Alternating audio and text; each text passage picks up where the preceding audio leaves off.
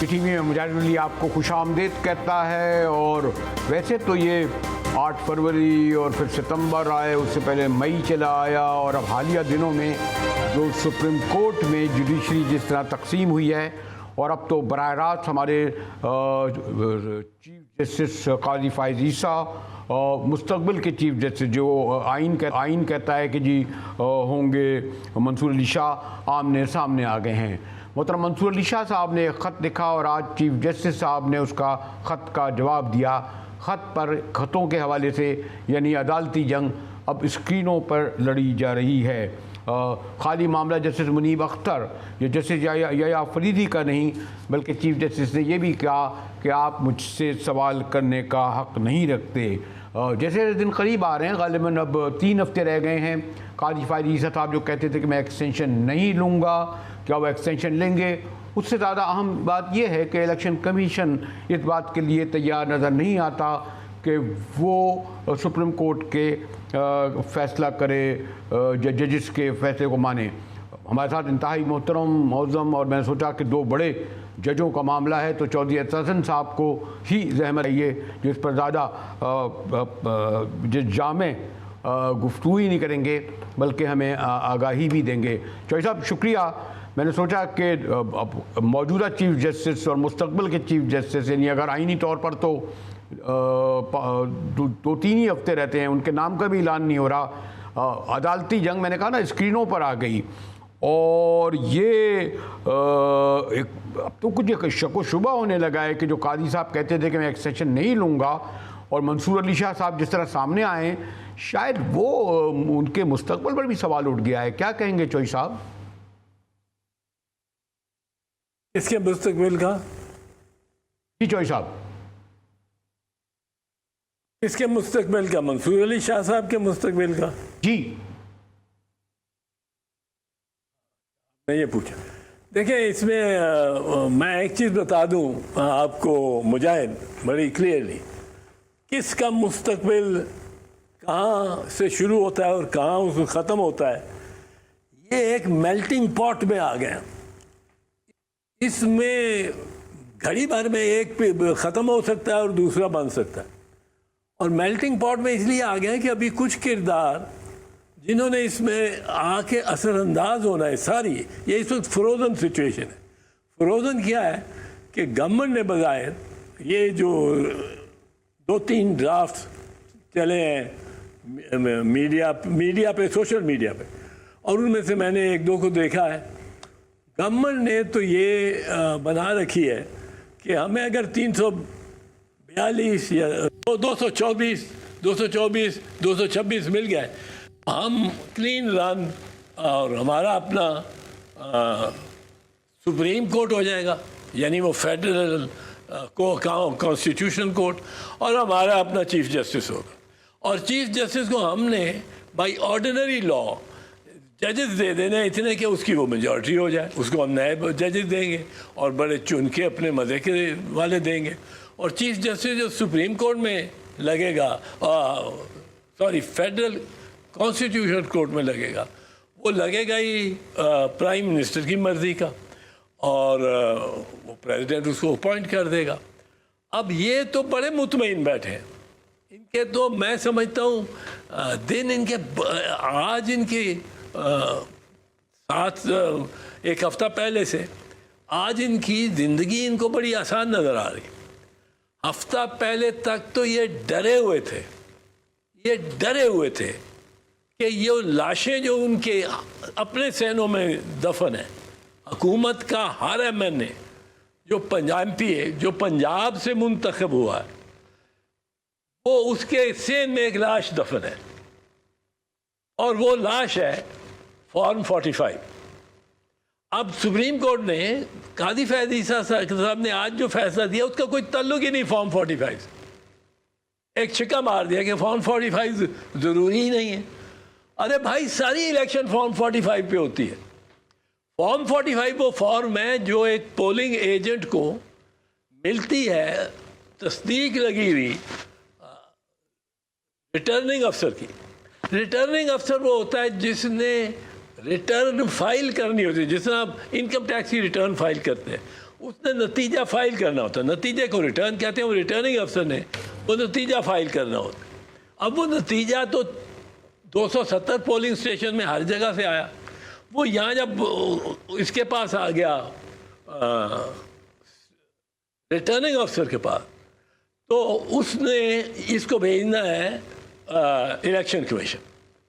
अब रिटर्निंग अफसर के लिए ये ज़रूरी है अगर कोई दरख्वास्त दे या कुछ क्या है कि जो उसकी गिनती पोलिंग स्टेशन वाइज जो गिनती है वो बताई जाए। ये हक है और ये लॉ में भी लिखा है, इलेक्शन लॉ में भी लिखा है, कॉन्स्टिट्यूशन लॉ। अब वो फॉर्म 45 हर पोलिंग स्टेशन की फॉर्म है जिससे, और वो उसी वक्त बनी है जब इलेक्शन की गिनती हो रही है, और कोई बाद में नहीं बनी 10 दिन बाद, उसी वक्त बनी है। उसी वक्त वो हैंड ओवर की जाती है पोलिंग एजेंट को हर कैंडिडेट की, और उसी वक्त वो घर ले चलता है, ले जाता है। अब ये फॉर्म 45 इस तरह जैसा FIR है, first information report. First information report की क्यों ज़रा उसकी FIR की बयान में देता हूँ, FIR लिखाता हूँ किसी के खिलाफ, या मैं बयान देता हूँ FIR हो चुकी है उसके बाद मैं गवाह हूँ, मैं कहता हूँ मैं भी वहाँ खड़ा था भाई साहब, मुझे भी पूछ ले। वो कहते हैं FIR तो उन्होंने दे दी। अब FIR की अहमियत क्या है फर्स्ट इंफॉर्मेशन रिपोर्ट की, कि जो रिपोर्ट जल्द अज जल्द FIR की जल्द अज जल्द हो, मौके पे हो, और यह मतलब है उस वारदात के करीब तर हो, उसमें कोई इंटरपोलेशन नहीं की जाती। उसमें समझते हैं कि जो पहली बयान देता है वो सच देता है। बाद में रिश्तेदार बैठते हैं तो कहते हैं वो उसका क्या, उसके मासी के पुत्र बेटे का क्यों नहीं नाम डाला, उस चाचे के दामाद का क्यों नहीं नाम डाला। तो वो अगर FIR फौरन ना हो, जल्दी ना हो, तो ये अदालत प्रिज्यूम करती है कि इसमें इन्होंने सोच और डिलिबरेशन के बाद ये FIR किया है। सो FIR की हैसियत कमज़ोर हो जाती है बतौर गवाही के।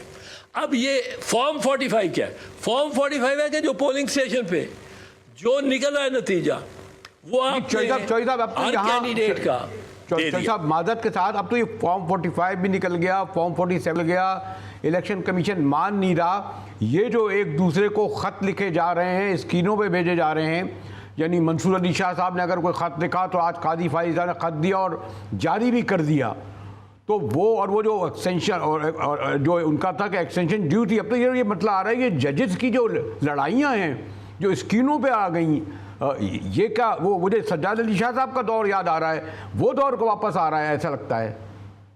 और यार एक मिनट, इसको छोड़ो इन लड़ाइयों को, मैं आपको एक चीज़ फंडामेंटल बता रहा हूँ, वो तो नाजरीन तक पहुँच लेने दो। नाजरीन समझ नहीं आती फॉर्म 45 फॉर्म 47 क्या है। फॉर्म 45 है जिसमें हर वो परत कागज़ का सफ़े का जिसमें हर पोलिंग स्टेशन में कितने वोट किस कैंडिडेट ने लिए वो है।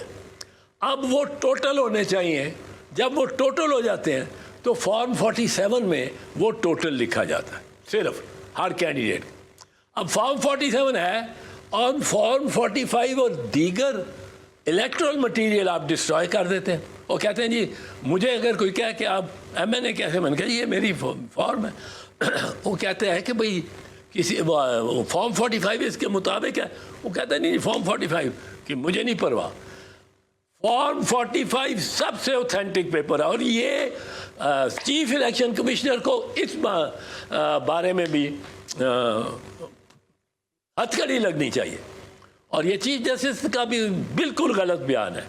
अब ये लाशें हैं, अब नवाज शरीफ की फॉर्म 45 जो आई थी आपने देखी थी, वो उन्होंने दर्ज चढ़ा दी एक दिन में उसके पे इलेक्शन कमीशन की व्हाट्सएप पे और 4 घंटे बाद निकाल ली और आज तक नज़र नहीं आ रही।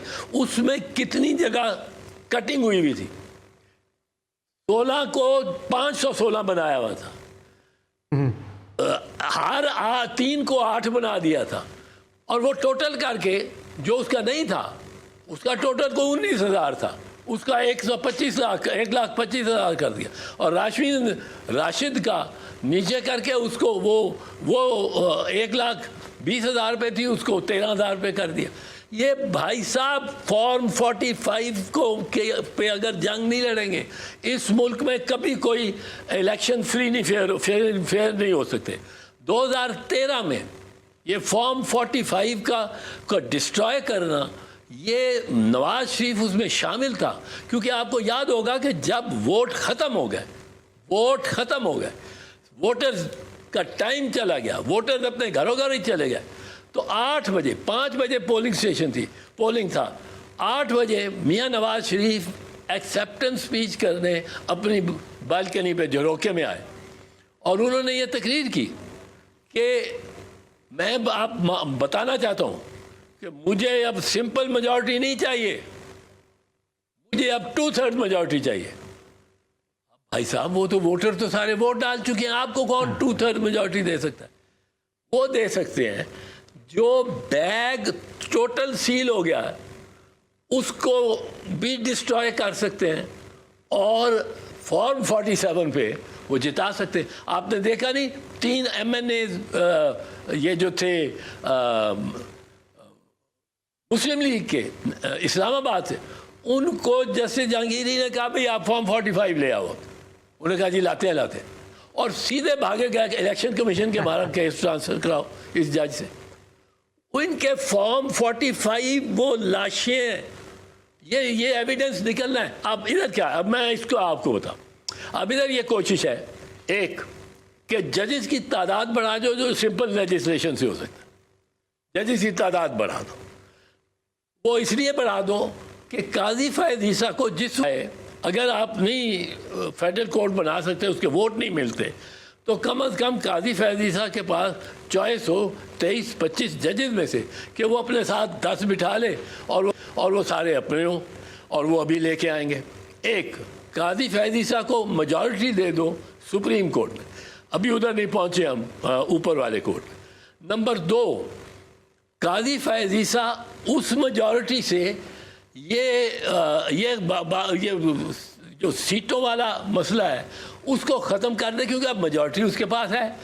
मेजॉरिटी वैसे नहीं है पर अब उसको एडॉक जजेस भी 2 दे दिए आपने, और अपने सिफारशी वो 5-6 जजेस भी आप दे देंगे। तो काजी फैज़ ईसा ने 20 अक्टूबर से पहले ये करना है कि काजी फैज़ ईसा ने वो 8 वाली जजमेंट जो है उसको डिमोलिश करना, उससे जंजीरें जो आईनी जंजीरें हैं इलेक्शन कमिश्नर के पैरों में और इलेक्शन कमीशन में वो टूट जाती हैं, और इलेक्शन कमिश्नर एक सैमसन और की तरह जंजीरें तोड़ता हुआ बाहर आता है। जंजीरें क्या हैं? लॉ की और आइन की, वो तोड़ता हुआ बाहर आता है। अब जब वो बाहर आ जाता है इससे, तो वो कहता है जी ये कॉन्स्टिट्यूशनल अमेंडमेंट करना तो काम है इसका पार्लियामेंट का। कॉन्स्टिट्यूशनल अमेंडमेंट के लिए ये पार्लियामेंट का काम है, और इसमें 63A भी अब उस पर भी सहारा नहीं लेंगे, और 63A में सुकम है लेकिन वो आइन का हिस्सा है, और ये फैसला देने के साथ वो क्या उसको इस दौरान एक आइन में तरमीम हो जाती है। अब ये आइन में तरमीम की काबिल हो गई है, क्योंकि एडिशनल जजेस को बिठा के काजी फैज़ ईसा ने कानून के तहत, आइन के तहत नहीं, कानून के तहत सीटें सिंधी सुन्नी इत्तेहाद काउंसिल की सीटें दे दी हैं PML नवाज़ को। अब PML नवाज़ के पास 2/3 मेजॉरिटी भी आ गई है।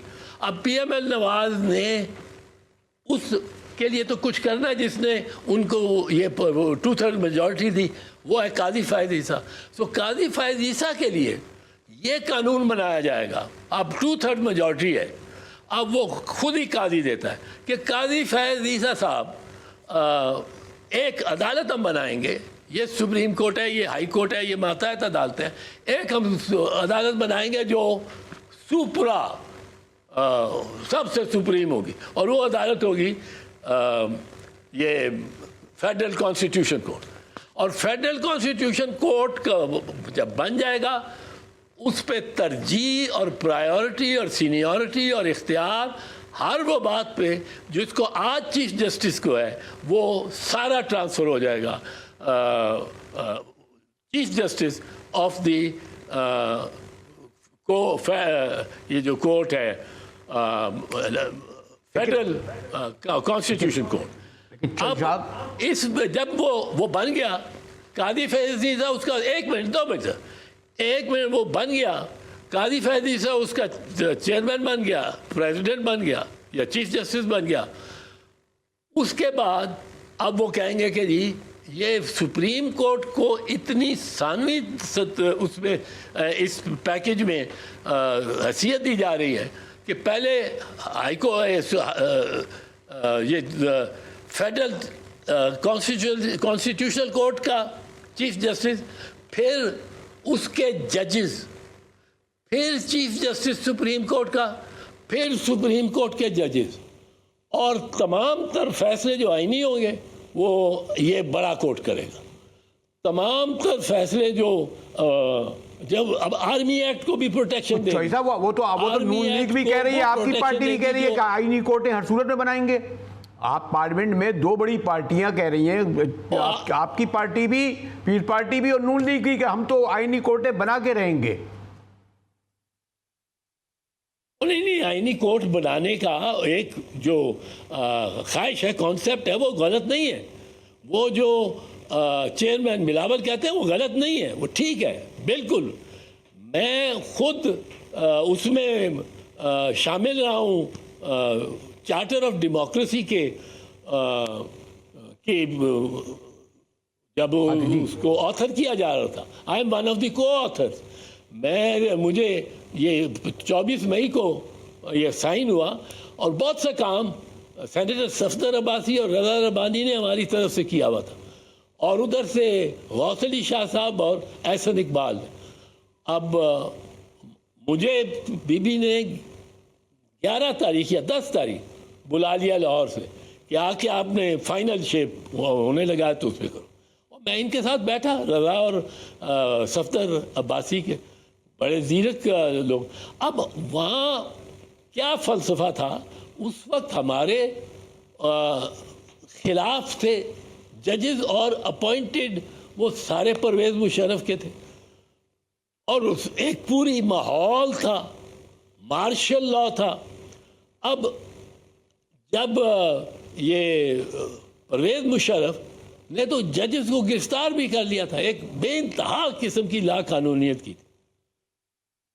उसके बाद भी अब मियाँ साहब ने जो किया काम, मियाँ नवाज शरीफ साहब ने उस चार्टर ऑफ डेमोक्रेसी की धज्जियाँ बखेर दी जब वो मेमो गेट में आज भी तो वही हो रहा है के खिलाफ बयान आज भी वही हो रहा है चौधरी साहब, आज भी इत्तेहादी हुकूमत यही कर रही है, आईनी धज्जियाँ बखेर रही है। जैसे फेडरल कोर्ट ही नहीं ला रही, बल्कि इलेक्शन कमीशन जो है वो हुक्म ही नहीं मान रहा सुप्रीम कोर्ट का। वो तो नहीं माना ना ये मखसूस नशिस्तों का, आपके 8 जजेस का फैसला नहीं माना इलेक्शन कमीशन ने।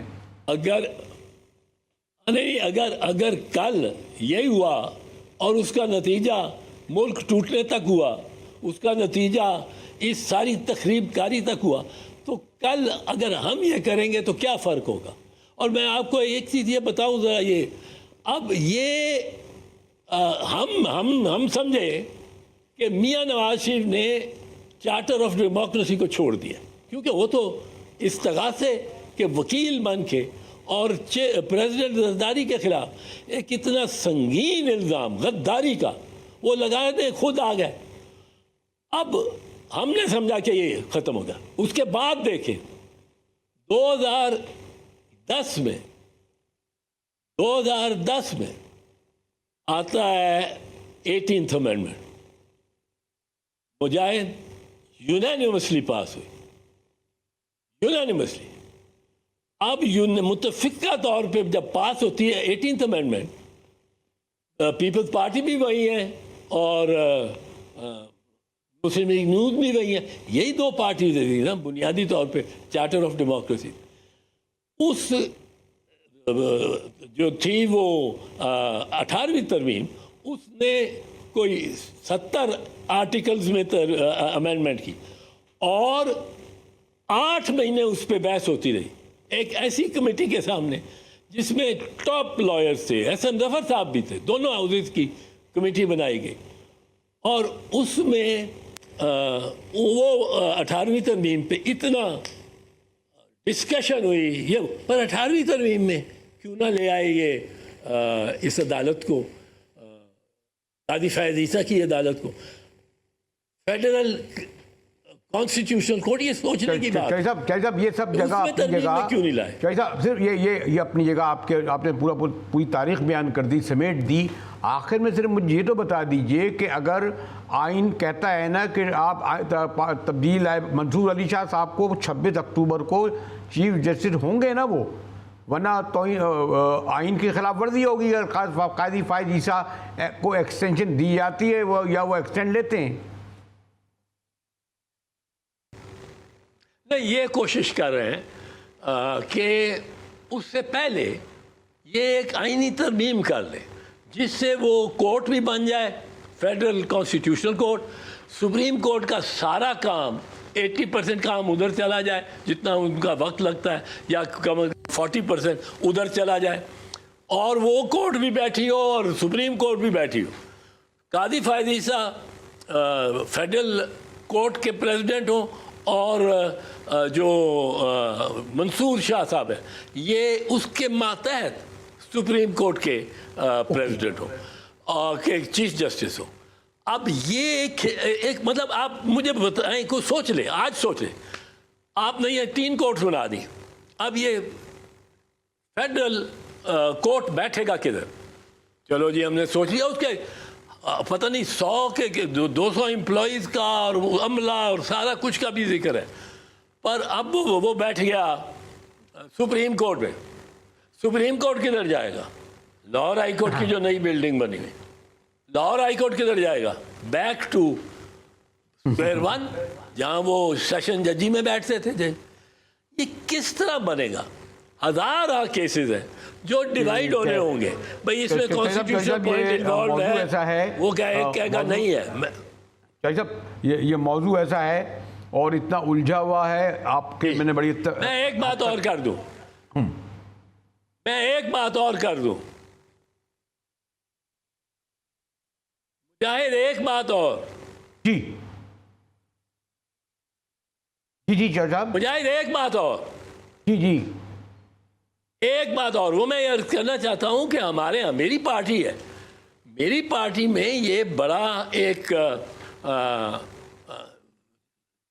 दिल जज्ब करने वाली बात है कि ये बीबी ने दस्तखत किए थे जिस चार्टर ऑफ डेमोक्रेसी में, उसमें ये पाया गया है। पर हमें फिर पूछना चाहिए अपनी पार्टी से कि इसको क्यों नहीं रखा 18वीं तरमीम में, जब सब में इत्तेफाक था और सिग्नेटरीज भी चार्टर ऑफ डेमोक्रेसी पे आप दोनों थे। और फिर मैं समझता हूँ, मैं इसके हक में हूँ कि कॉन्सेप्चुअली ये कोर्ट होना चाहिए, पर हमारे यहाँ ना अरब रुपए फारिग है जो लगेंगे, ना उसके लिए अकोमोडेशन है जो कि बननी चाहिए, और ना ही हमारे पास वो टाइम है, वो वक्त है, मईशत जो बिगड़ती जा रही है। ठीक है चौधरी साहब, मुझे मैंने कहा ना कि चौधरी साहब तो एक अथॉरिटी का दर्जा रखते हैं, इशू इतना फैला हुआ है, इतना वसी है कि मैं घंटों इस पर गुफ्तगू कर सकता था, लेकिन मुझे कहा गया है कि ज़रा मैं ब्रेक के पास जाऊं। और शुक्रिया चौधरी एतराज़ हसन साहब, ज़रा सा IMF को देख लें क्योंकि इस पर बड़ा जश्न मनाया जा रहा है, सेलिब्रेट किया जा रहा है। पहले कहते थे नाक रगड़वाई गई, लेकिन उसके बगैर कहते हैं जी $7 अरब मिल गए। इस पर गुफ्तगू करेंगे एक ब्रेक के बाद, हमारे साथ रहिएगा।